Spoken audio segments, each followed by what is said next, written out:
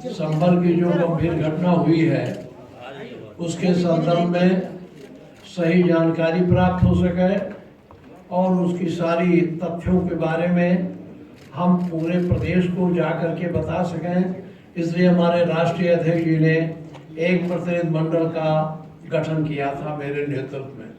मुझे वहाँ जाना था, मैं सवेरे ही 10 बजे निकलने वाला था, लेकिन इसके बाद डीजी से मेरी बात हुई तो डीजी साहब ने मुझसे कहा कि साहब उनको पता था कि मैं जा रहा हूँ। उन्होंने तुरंत, हमने उनसे कहा कि इस घटनाएं हो रही हैं, हमारे यहाँ के लोग फर्जी फंसाए जा रहे हैं, आपने हमारे एमपी पर जो वहाँ था नहीं उस पर भी मुकदमा लिखा दिया, तो ऐसे कैसे चल सकता है। उन्होंने कहा मैं निष्पक्ष जांच करूँगा, आपको विश्वास दिलाता हूँ कि मैं निष्पक्ष जांच होगी और आप 3 दिन वहाँ न जाएं। उन्होंने आग्रह किया कि 3 दिन आप वहाँ न जाएं, हम निष्पक्ष जांच कराएंगे, इसके बाद 3 दिन के बाद आप जाइएगा। तो फिर हमने सोचा कि एक अवसर है, ये देख लें, इसीलिए उनके आग्रह पर हम आज यहाँ रुक गए। मेरा कार्यक्रम भी जारी हो गया था, वहाँ जाने का सब कुछ हो गया था, लेकिन जब उन्होंने कहा 3 दिन बाद जाइए, तो इसीलिए मैं आज यहाँ आपका प्रेस कॉन्फ्रेंस करके पूरे प्रदेश को बताना चाहता हूँ कि मैं तो जाना चाहता ही था, लेकिन उन्होंने कहा मैं निष्पक्ष जांच करूँगा और निष्पक्ष जांच कराऊँगा, कोई ऐसा नहीं है, गलत नहीं फंसने पाएगा, इसलिए मैं आज इस कार्यक्रम को यहाँ रुक के प्रेस कॉन्फ्रेंस कर रहा हूँ। आप पूछें।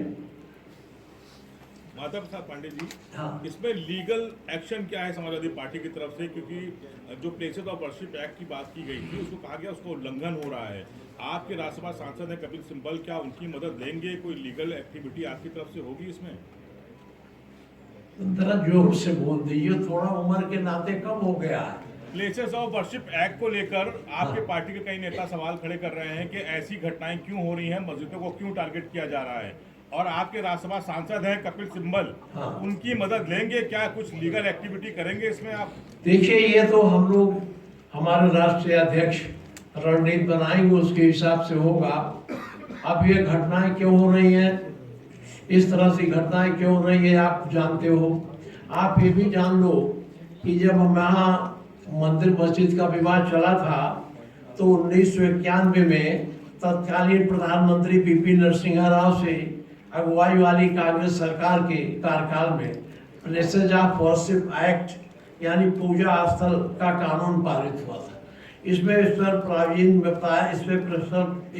प्रोविजन में बताया गया था, इस कानून के मुताबिक 15 अगस्त 1947 से पहले भारत में जिस धर्म की जो पूजा स्थल था उसे किसी दूसरे धर्म के पूजा स्थल में नहीं बदला जा सकता। अगर कोई ऐसा करने का प्रयास करता है तो उसे 3 साल की जेल और जुर्माना हो सकता है। इस कानून में यह भी प्रावधान का कि दूसरे धर्म के कब्जे के सबूत मिलने पर भी कोई कार्रवाई नहीं की जा सकती। हालांकि अयोध्या में राम मंदिर के मामले को इस दायरे से बाहर रखा गया। ये कानून जब ऑलरेडी पहले से मौजूद है तो इस तरह से या तो इस कानून को बदल देते, पार्लियामेंट से कानून को बदल के तब इस तरह की कार्रवाई करते, लेकिन ये किसी बात का, ये अधिनायकवादी सरकार है, इसलिए अपने मनमानी ढंग से काम करती है, न किसी कानून को मानती है न संविधान को मानती है। अपने फायदे को के दृष्टिगत ये सारी कार्रवाई करते हैं, जिसका परिणाम ये संभल का बवाल है। को भी इसमें उनके खिलाफ हम नहीं, मैंने इस बारे में अभी मैं जब डीजी से बात कर रहा था तो मैंने नाम लेके कहा कि जियाउर रहमान पर तो उस दिन थे ही नहीं, वो तो बाहर थे, वो कैसे मुलजिम हो गए।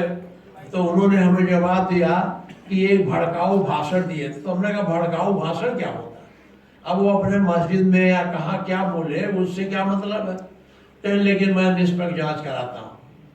सर, कई लोग मारे गए हैं, 5 लोगों की मौत की बात सामने आ रही है और कह रहे हैं कि कुछ समाजवादी पार्टी के नेताओं के उससे जो है वो गोली चली है, कुछ लोग कह रहे हैं पुलिस।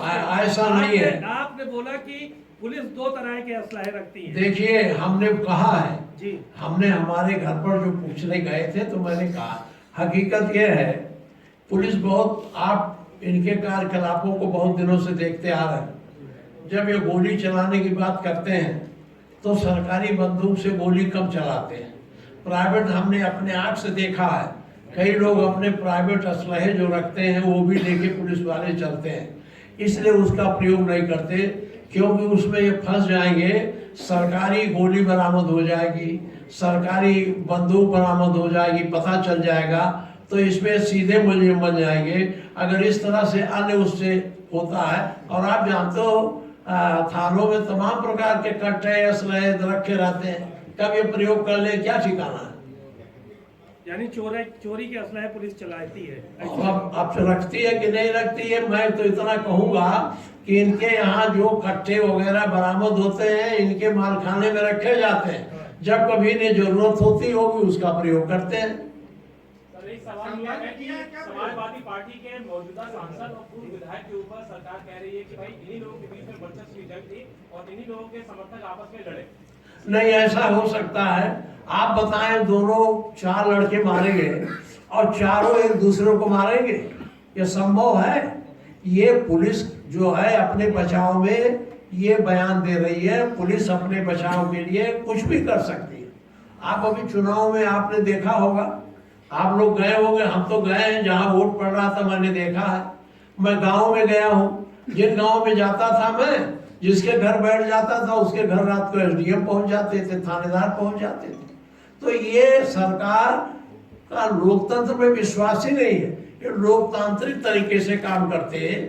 तो ये जब इनको हो गया था कि ये 19/11/2024 को सिविल जज चंदौसी के यहाँ याचिका दायर की गई। कोर्ट ने दूसरे पक्ष को सुने बिना ही सर्वे करने का आदेश दे दिया और पूरा मुस्लिम समुदाय और मस्जिद के लोग उन्हें कोऑपरेट किए, सहयोग दिए और सर्वेक्षण हो गया।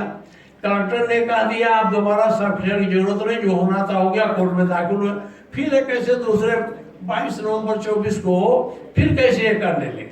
अच्छा, उसको करना था तो ये करते, लोगों को बुलाते समझाते, सीधे 5 बजे पहुंच गए, तो भ्रम की स्थिति तो इन्होंने पैदा की ना। अच्छा, ये सरकार चाहती है इस तरह से उत्तर भारत में सांप्रदायिक तनाव रहे और उसका लाभ ये उठावे। लेकिन सर सरकार ये कह रही है जो लोग मारे गए हैं उसमें से एक समुदाय के हैं। देखिए, ऐसा नहीं है, अगर मानना था तो उसमें मस्जिद के बचाव में या मस्जिद में जो देखने गए थे वही मारते। अगर ये लड़ाई थी तो पहले नहीं मारते। ये पुलिस अपने बचाव के लिए कर रहे हैं, क्योंकि पुलिस बुरी तरह फंसी हुई है और इनकी गोली से इनके मारे हुए लोग हैं वो 4 लोग।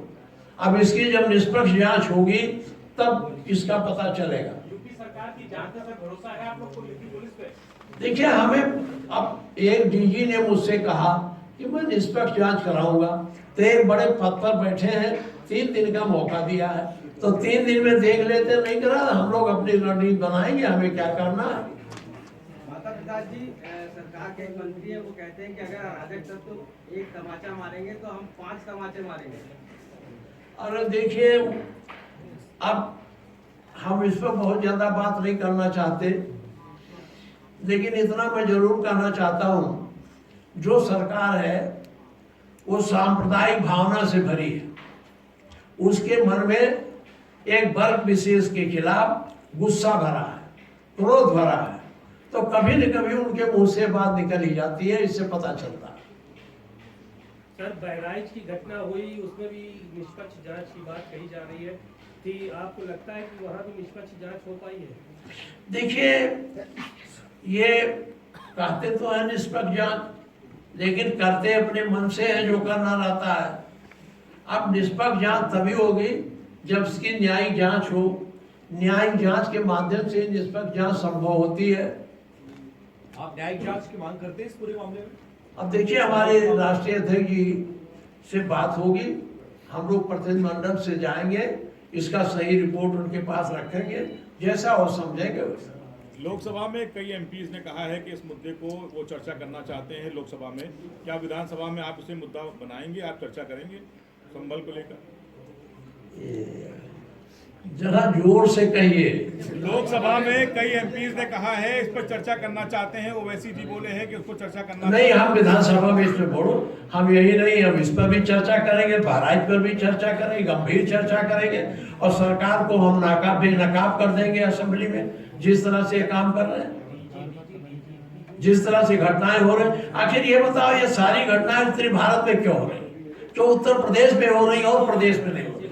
बिहार में कहीं आप सुन रहे, दक्षिण भारत में कहीं इस तरह से, दक्षिण भारत में तो बहुत बड़े बड़े मंदिर हैं, कभी इस तरह की बातें होती, सारा का सारा उत्तर भारत में होता है। और उत्तर भारत में जो उत्तर प्रदेश की सरकार है उसकी मानसिकता ही ऐसी है कि वो सांप्रदायिकता को बढ़ावा देके पूरे भारत को अधिनायकवादी व्यवस्था में बदल दे।